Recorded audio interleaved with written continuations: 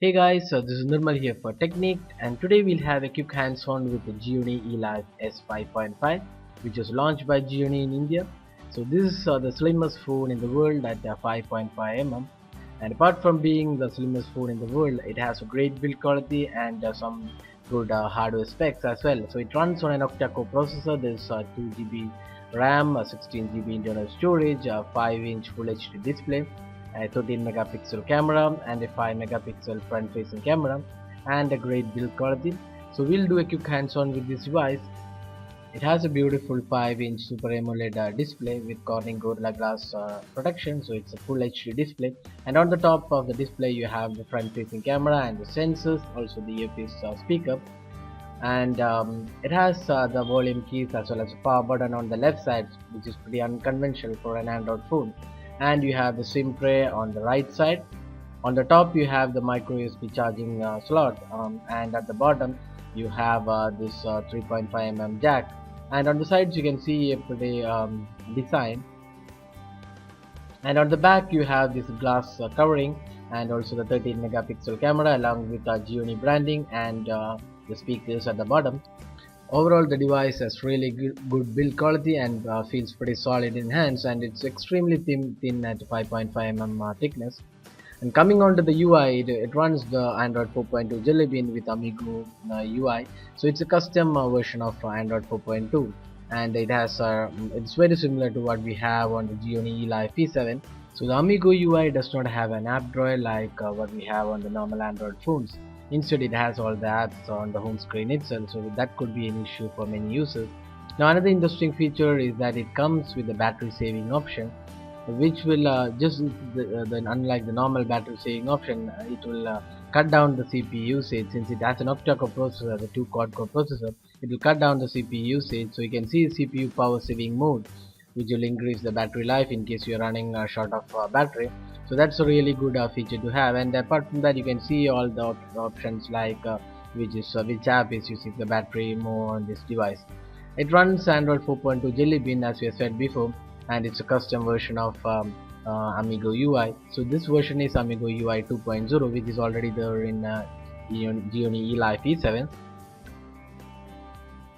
Now coming on to the home screen, it does not support widgets. Instead, it has a camera widget wherein you can quickly snap camera, you can record and also do a fake call. So that's very similar to what we have on Elife P7. So the S5.5 comes pre-installed with a few interesting apps like Twitter, Facebook, WhatsApp, WeChat, etc. And it also comes with other tools as well. So this is the dialer of 5.5, and it's pretty simple and easy to use, and it comes with features like speed dial as well. Now coming on to the other features, it comes with support for folders, which means you can group apps installed into separate folders. So you can have say social networking app folder which include all the social networking apps. So this is a pretty handy tool. And then you have the option of multitasking. Just press and hold the home screen and you get all the running apps, and you can just swipe onto the top to close that app. So that is pretty handy option, so you can switch between apps from there. Then you have the notification bar where you have two set of options. One is the notification, and then the quick setting option. So the quick setting options can be customized. So you can see from here, if you pull down the notification bar, you have an option for more. So from there you can just click on edit, and then you can have whatever tools you want on the quick settings. So that is customizable. So whatever tools you need, so you can have it on the notification area. Now coming on to the other feature, it comes with 13 megapixel camera with a flash. So the camera UI is very similar to what we have on S5, I mean the Elife E7. So the camera setting has the normal mode as well as the professional mode, where you can handle the options in the camera. So it has HDR, auto scene, sound, geotagging, self timer, etc. You get ability to change the picture size.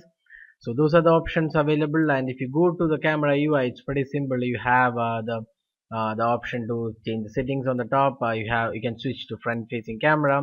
Then you have the option to view the photos, switch to video camera.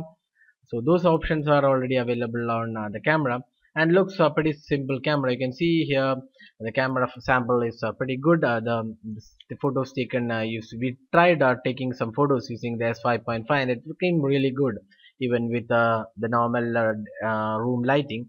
So that's pretty good from Gionee. So you can access that photos taken directly from the camera UI just like any other Android phone. And the gallery app is pretty good, and you have the normal set of sharing options as well. So overall, the camera is pretty good on this device. It's a 13 megapixel shooter with LED flash. So overall, the Gionee Elife S5.5 is a really good phone with great build quality and really good hardware. There's a glass finish to the back panel. It's really slim at 5.5, easy to hold, and it has a good display. Probably only the issue is the Amigo UI, which isn't that great when compared to the core Android, and also there's only 4.2 Jelly Bean, and there's no mention of future updates. So that's a quick hands-on with this device. Device will be available from April 27th for 22,900 rupees. So that's all in this hands-on. We'll have detailed review later on. Thanks for watching this video.